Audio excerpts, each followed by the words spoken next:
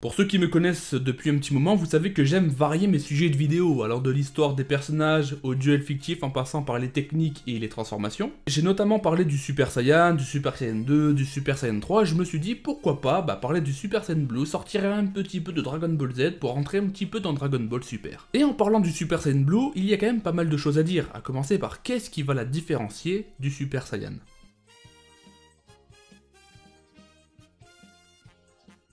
Le Super Saiyan God Super Saiyan, ou autrement nommé par Whis le Super Saiyan Blue, apparaît pour la première fois dans le film 15 de Dragon Ball Z, intitulé La Résurrection de Freezer, et ce qui va être plutôt frappant dès le début, c'est la couleur qu'aborde cette forme, puisque celle-ci est tout simplement un Super Saiyan classique, sauf que les cheveux sont bleus et l'aura également, et celle-ci dégage quelque chose de différent de l'aura du Super Saiyan. Tout comme le Super Saiyan God, qui est similaire à la forme de base, sauf que les cheveux sont rouges et l'aura est d'un style en flamme en fait, et la morphologie s'affine et les pupilles des yeux sont plus visibles. C'est d'ailleurs pour ces raisons que ces formes ont fait l'objet de beaucoup de plaintes auprès des fans, puisqu'on pourrait clairement penser à du foutage de gueule. C'est vrai qu'avec les moyens dont disposait la Toei, il y avait beaucoup plus de possibilités pour introduire de nouvelles formes originales, comme le Super Saiyan 4 à l'époque de Dragon Ball GT. Mais pour des raisons de facilité de production, il était beaucoup plus simple de préserver les formes originales et de seulement changer la couleur. Dans Dragon Ball Super, seuls Sangoku et Vegeta sont capables de se transformer dans cette forme divine, puisque oui, le Super Saiyan Blue est une transformation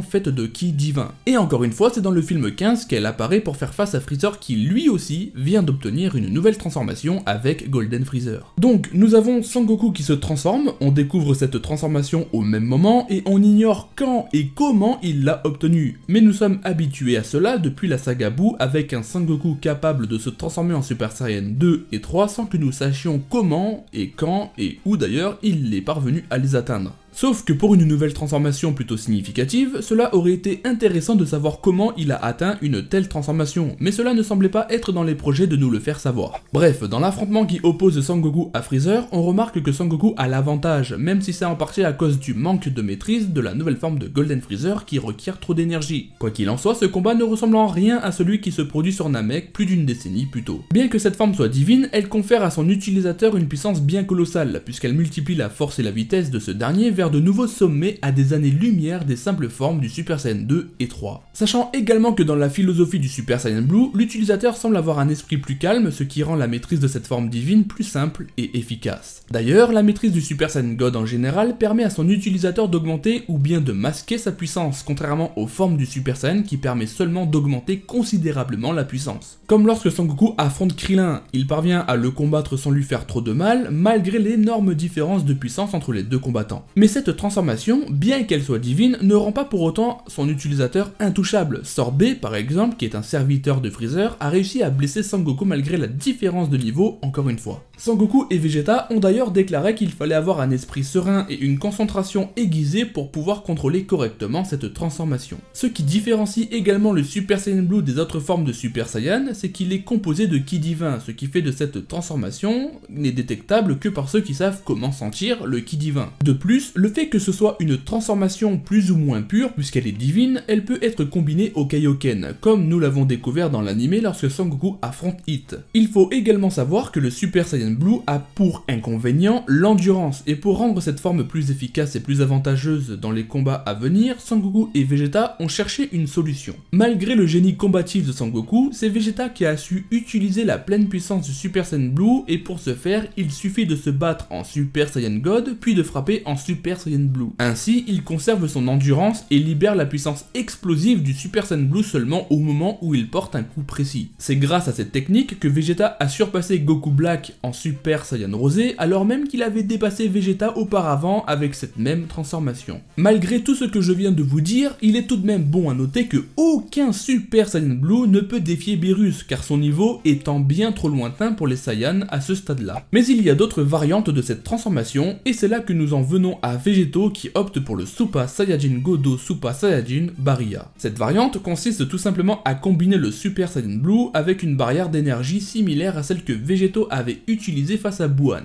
Ainsi, cette forme a permis à Végéto de se protéger de l'aura maléfique qui l'aurait transformé en Super Saiyan God Super Saiyan Bozo.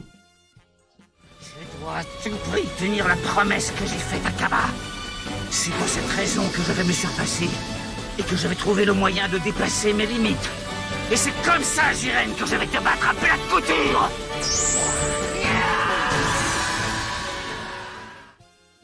Effectivement, il y a une autre variante encore du Super Saiyan Blue et c'est bel et bien notre Vegeta qui a débloqué cette forme qui sera propre et unique à lui. Cette nouvelle variante apparaît pour la première fois lors du tournoi du pouvoir, et contrairement au Super Saiyan Blue Kaioken ou encore au Super Saiyan Blue Barrière, ce nouvel état est la signification même des limites brisées. Celui qu'on nomme le Super Saiyan Blue Evolution se différencie quand même pas mal du Super Saiyan Blue original, puisque nous avons une couleur plus appuyée sur le bleu ainsi que les cheveux qui s'hérissent encore plus vers l'extérieur. Les muscles de Vegeta gagnent également en volume et en définition, ce qui fait que cette transformation est quasi similaire au Super Saiyan Stade 2 utilisé par Vegeta pour faire face à Cell. En dehors de ces similitudes, on remarque les pupilles noires bien visibles dans les yeux de Vegeta et l'aura prend également une coloration plus dense avec un éclat plus fort, ce qui le rend similaire au signe d'éveil de l'Ultra Instinct. Ce n'est pas moi qui le dis puisque même Whis et le Grand Prêtre considèrent cette forme comme étant similaire au signe de l'Ultra Instinct. Cette forme pourrait être apparemment plus puissante que le Super Saiyan Blue Kaioken, ce qui n'est pas rien pour situer le niveau de puissance de celle-ci. Dans le manga, c'est Jiren qui compare cette nouvelle transformation à celle de l'Ultra Instinct puisqu'en dehors de celle-ci, cet état est le seul à avoir gagné du terrain contre lui. Ce qui fait que Vegeta fait partie du top 3 des personnages les plus puissants du tournoi du pouvoir à ce moment-là, loin devant Golden Freezer et loin devant C17 grâce à cette nouvelle forme. Même après le tournoi du pouvoir, le Super Saiyan Blue et le Super Saiyan Blue Evolution vont continuer à apparaître, notamment contre Moro et Granola, contre qui celles-ci se sont avérées être inutiles. Même si quand même il a réussi à résister face à Granola malgré sa force brute colossale, c'est d'ailleurs ce qui lui a permis d'atteindre sa forme de l'Ultra Ego. Mais aussi Beerus, et oui, Vegeta affronte Beerus après avoir appris que le Hakaishin était à l'origine de la destruction de la planète Vegeta, et là c'est autre chose puisque Beerus a dû opter pour sa puissance Hakaishin pour maîtriser Vegeta. Sans quoi le combat aurait pu être beaucoup plus difficile pour Beerus, heureusement pour lui,